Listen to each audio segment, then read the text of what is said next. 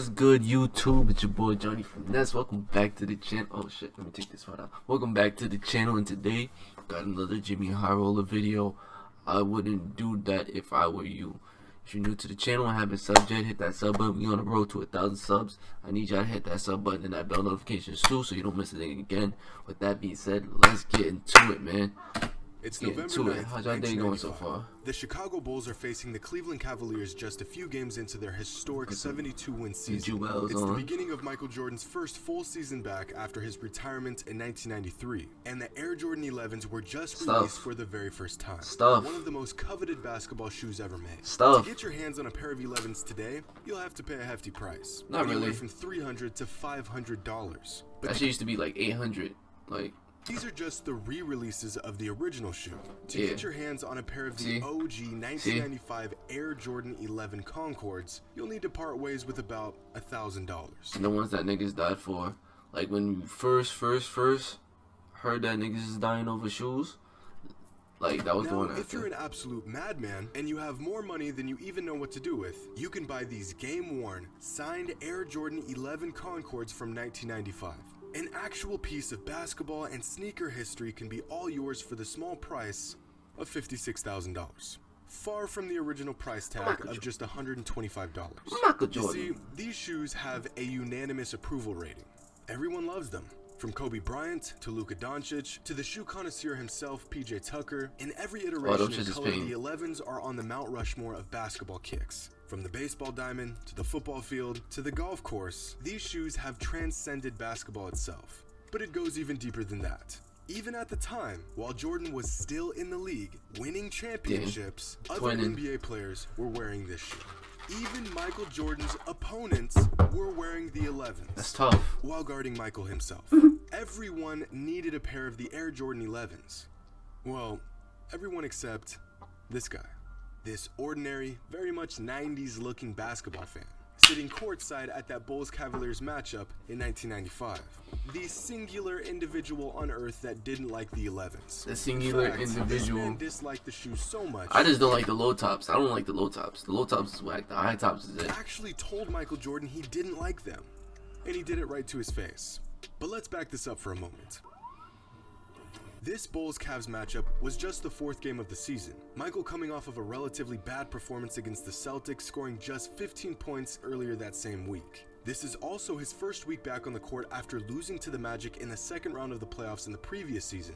But nobody talks about that, but LeBron loses, you know what I'm saying? He's back, but LeBron only lost in the first round, like this year, like ever.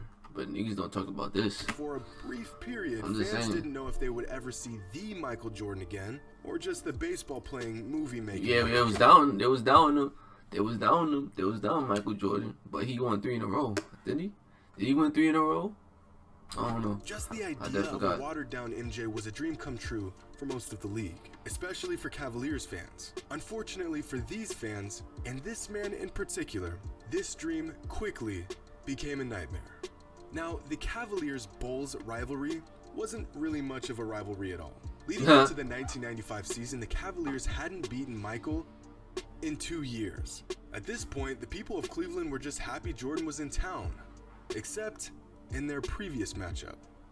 The Cavaliers lead by 1, and Chicago trying to figure out a way to get the ball in the hands of Michael Jordan. I don't know why Chris Mills is even up on Scottie Pippen, although the inbound passer is very dangerous. He should be off in a passing lane somewhere where Michael Jordan's going to go. Next foul will put the Cavs over, but here's Jordan with game? It's cool though. That's 45 Jordan. That's a 1-point victory for the Cavs coming at the hands of a rare missed potential game winner from Michael himself. Cavs fans were shocked and beaming with newfound confidence, which leads us to this eventful matchup in November of '95. This game was set to be a good one. Jordan prepared to redeem himself of the missed game winner and bury the Cavs once again. The Cavaliers prepared to do everything in their power to stop him. Did they? NBA and Michael Jordan.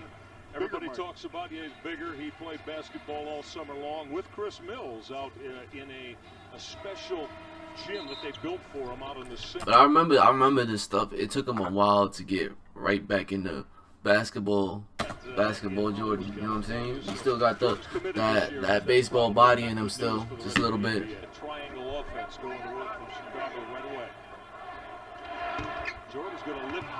Bobby swooped it to the hoop with the left hand. It's just lost it. Jordan threw a no-look to him over his head. That's one reason why they're 3-0, and everybody thinks they got a chance to take it again. Out here as an official. Michael Jordan. Sheesh. Along with Phils, Mills, Ferry, and Michael Cage. He's missing everything. Jordan with an open look at it, had it rattle on him. Michael now just 3 of 10. Jordan was like that? Line drive 3, and Jordan. He said they don't pull up back then. Pull up threes back then. He said they don't do that shit. How many times have we seen that through the course of Chicago Bull history with Jordan's teammates not being able to deal with his dishes? With over half the game played and just 5 minutes left in the third quarter, Michael is once again having a bad night against the Cavs. They're doubling him at every available opportunity, forcing him into bad jumpers. With just 17 minutes left in the game, Michael has just 11 points on 5 for 14 from the field. The Cavaliers are up by 3, on their way to their second straight win against the Bulls. Crazy, because I might use my AirPods to start reacting to shit, but at the same time I like these because you can hear a lot more different sounds in this shit. Michael just wasn't feeling it, and the Cavs were well on their way to winning this game. Until he happened. After the half, Michael with another subpar until he happened. This Cavs fan begins to feel dangerous, a bit cocky. So he starts to do something that only a few men have dared to do. He talks trash to Michael Jordan. Remember those Concord 11s we spoke about? The $56,000 pair of shoes? Well, these are those shoes. And this guy can't stand them so much that he went out of his way to say this. Hey, Michael, off the... Oh, man. Now, in hindsight, we can all look at this clip and know this man just committed one of the deadly basketball sins of trash-talking Michael Jordan.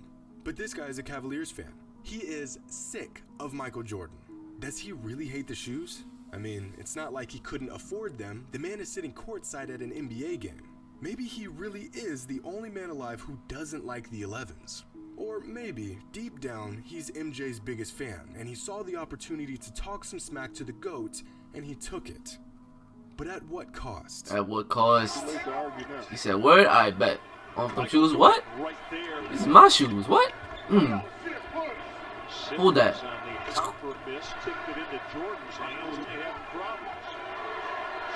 Ha! He's going crazy. He said, off them shoes, right? Off them shoes, right? Ha! Ha! Off them shoes, right? Off them shoes, right? I was better, right? Huh? Off them shoes, right? Off them shoes, right? Off them shoes, ha! Off them shoes, huh? Off them shoes, right? That's what you say. Off them shoes, right? Off them shoes, right? Huh. Ha! Ha! Off them shoes. Off them shoes, right? Off them shoes, right? Off them shoes, right? Pull up. Ha! Off them shoes, right? Off them shoes. Off the shoes, right? Off them shoes, right? In the second 16 points, he's hit head matchup. Off them shoes, right? Ha! Make it 27 now. Yo. Off them shoes, right? Excuse me. Hey! After scoring just 6 points in the first half and hearing enough out of the sideline heckler, Michael Jordan flipped the switch and took it personally, scoring 23 points in the second half, knocking down shot after shot. It's been told that the game itself sometimes wasn't enough to get Michael fully engaged. He would oftentimes manufacture stories that would motivate him to take his game to another level. This is what us normal people would call a psychopath. But we're not Michael Jordan. Getting back at the Cavaliers after missing a game-winning shot to break a 2-year winning streak? Nah. Doing everything in your power to prove to the random sideline heckler that you are the GOAT and your shoes off them shoes. Awesome? Yes. After being down 3 points in the middle of the third quarter, the Bulls were propelled to an 18-point victory thanks to Michael's scoring barrage. The Cavaliers literally lost this game because of this guy. After going berserk in the fourth and sealing the victory, Mike heads to the bench in the final moments of the game. What'd he say? Pay attention to where he looks before he sits down. Right at our friend, the heckler. And the icing on the cake? A quick gesture to remind the guy to never step out of line again. I mean, this is just embarrassing. That's that guy. Just disassembled your whole team purely out of spite. Hey, all you can do is then smile. Shushed you like a 3-year-old in front of 15,000 people. You might as well enter witness protection at this point. The Cavaliers played the Bulls 3 more times that season and got washed every single time. He said off them shoes, right? To beat the Bulls off them shoes, right? November matchup. And they probably would have beat the Bulls if this guy didn't make fun of Michael in his shoes. The irony? These shoes might just be the most sold basketball shoes of all time. Widely regarded as the best basketball shoes ever, breaking Nike's sales records again and again and again. Earlier this year, 26 years after they were originally released, the Air Jordan 11 Jubilees were the biggest drop of the year. This guy's comments about I didn't even know them shits came out.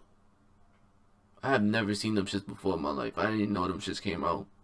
When did them shits came out? Better in his old shoes was also wrong, since later that season Mike went on to win the scoring title, win MVP, led the Bulls to an NBA record 72 wins, won the NBA championship, and won Finals MVP in those shoes.